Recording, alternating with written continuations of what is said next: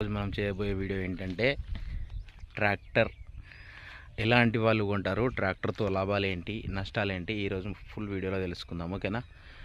Video చూసే ముందు మన ఛానల్కి సబ్స్క్రైబ్ చేసుకోండి, అలాగే ఒక లైక్ ఇవ్వండి, ఒక హైప్ అయితే ఇవ్వండి అబ్బా ప్లీజ్ దయచేసి. ఓకేనా? ట్రాక్టర్ కొనడం వల్ల లాభం ఎంత ఉంది, నష్టం ఎంత ఉంది, ఎలాంటి వాళ్ళు కొంటారు, ఎట్లా కొంటారు, ఎలాంటి వాళ్ళు కొంటే లాభం ఉంటుంది, ఎవరు కొంటే లాభం ఉండదు, అది మొత్తం తెలుసుకుందాం. ఓకేనా ఫ్రెండ్స్, వీడియోకి వచ్చేద్దాం. మనం ట్రాక్టర్ కొనే ముందు ఏం ఆలోచిస్తామంటే, ఫస్ట్ ఆఫ్ ఆల్ నేను డ్రైవర్ వేసినప్పుడు అరే ట్రాక్టర్ కొంటే బాగుంటుంది, ఇలా చేస్తే బాగుంటుంది, అది ఇది నేను చాలా సార్లు అనుకున్నాను.